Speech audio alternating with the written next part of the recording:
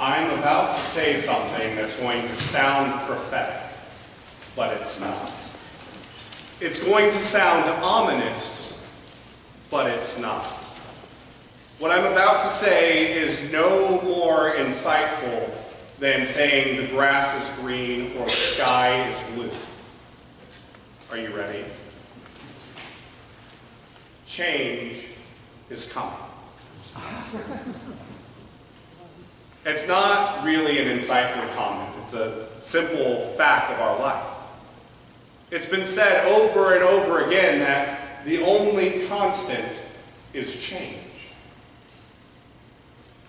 But as I thought more and more about it, I realized there are a few more things that are constant. Primarily, that as things change, there will be those people who complain about it. I find that we have so much more in common with our ancient Israeli brothers and sisters than we'd like to admit. Because here they are in the wilderness after having been delivered from the hand of Pharaoh. And they start to get hungry, and what do they say? Oh, it would have been better for us in Egypt. At least we had food there. Let's forget the fact that we were slaves. Let's forget that we were oppressed. Let's forget that we were treated cruelly. But at least we had food and we were comfortable and we weren't hungry.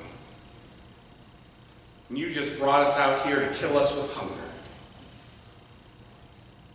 How many times do you and I want to go back to our own private Egypt? That time before when things were really good. When we knew what to expect, even if it wasn't the best of times, we at least knew what to expect. Oh, when I was a kid, things were great. My mom cooked all my meals, did all my laundry.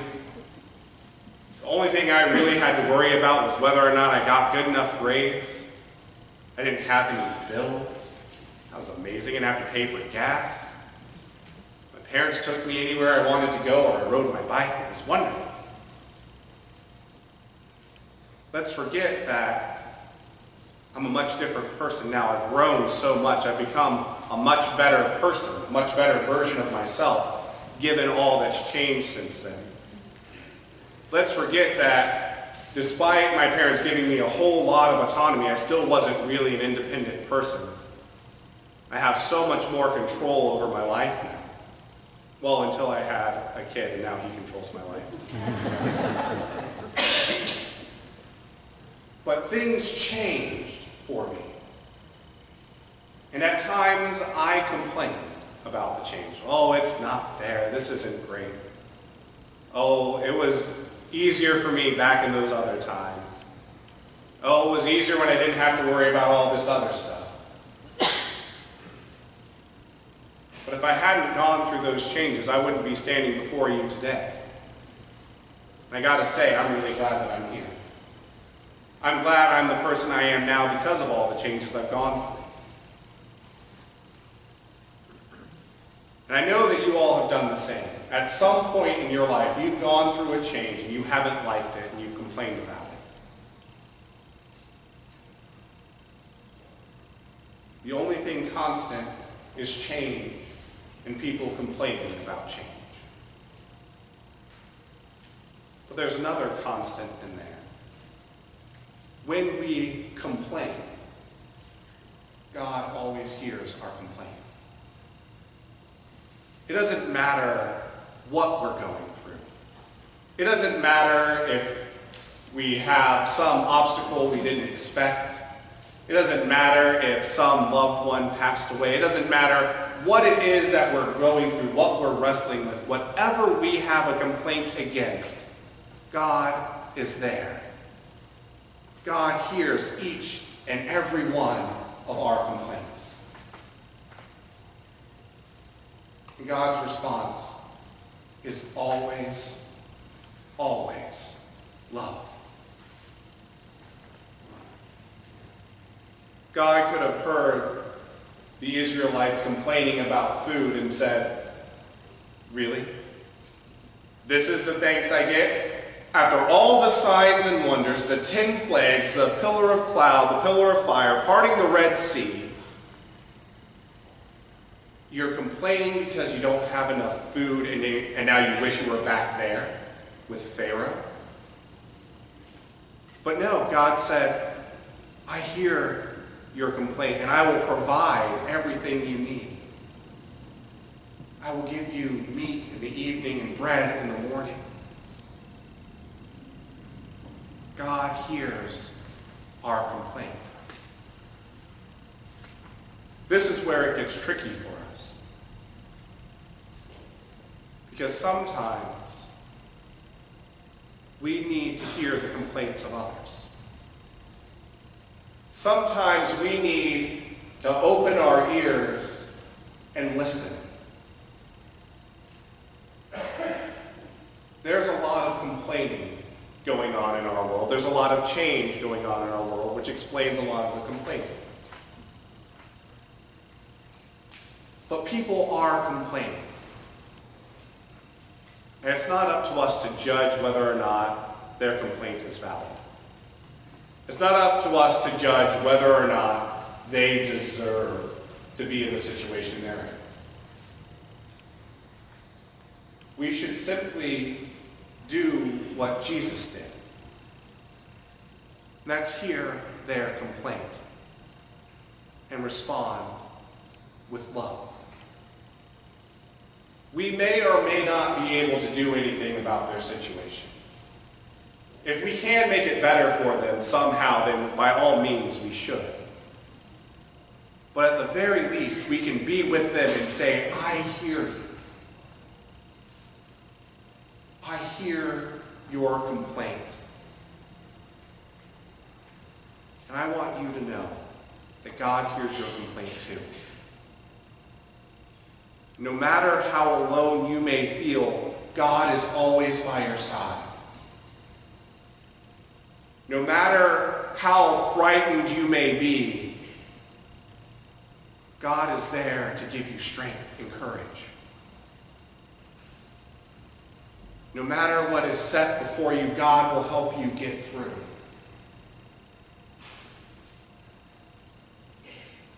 We hear a lot of talk in the church today about relevancy, about the church needing to be relevant again. How can we make ourselves relevant in a society that has changed so much? But there's another constant. Our relevancy has never changed. Our relevancy has never gone away. Because our message has always been, God loves you. Each and every one of you, and each and every one of God's children spread throughout the earth. And God loves God's children so much that God will let nothing come between that love. Not even death can separate us from the love of God. It's not earned. It's not deserved. It's just there for every single person. And as followers of Jesus, it's on us to convey that message. That has not changed, and it will not change. The question is not whether or not we are still relevant. The question we should be asking ourselves is, how do we let people know that we're still relevant? How do we let people know that they are loved? How do we let people know that there is a better way than what they have been experiencing? They don't have to live in fear or desperation. Maybe in a 21st century society, it means we have to be better about being digital. Maybe we need to work on making sure our website is up to date. That we're using Twitter and Facebook and Instagram and all other forms of social media to communicate a message in a society that only wants to pay attention in small snippets. Maybe it means going out beyond the four walls of the church and actually being invested in the community around us and getting to know the people who will never come through our doors, but extending that love to them anyway. Maybe it comes in finding the places where people are gathering. It's not necessarily the place that they've always gathered. Maybe the gathering place has changed the past few decades. But wherever people are getting together, we need to be there.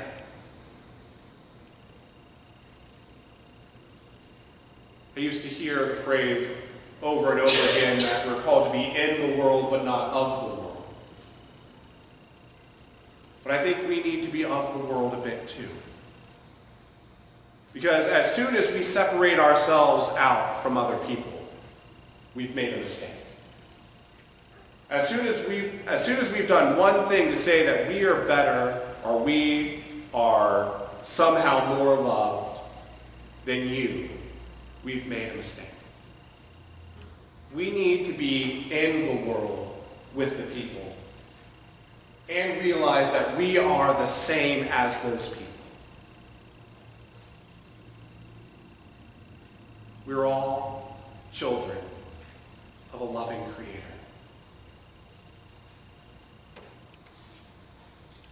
So the message for us this morning is that yes, change is coming. I don't know what it's going to look like for you. I don't know when exactly it's going to come. I don't know what direction it's going to take you. But change is coming. You might complain about it, and that's okay. Because God will hear your complaint. So when change comes, and you're not comfortable, let God know.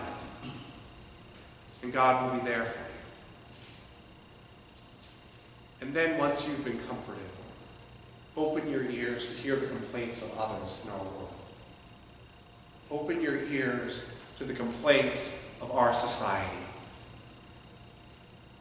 And then go be in the world and of the world. To let everyone you meet know that they are loved beyond measure. That there is justice and mercy and compassion for everyone. Love is not a limited resource. Mercy is not scarce. Justice is a thing that can be had by everyone. Our message as followers of Jesus, as children of a loving God, is no different than it was some 2,000 years ago. So let's go out into a world that's constantly changing and let people know that there are some things that will never change. There are some things that will always be there. And chiefest among them is God's love for you, for me, and every single person you've ever met and will ever meet. Amen.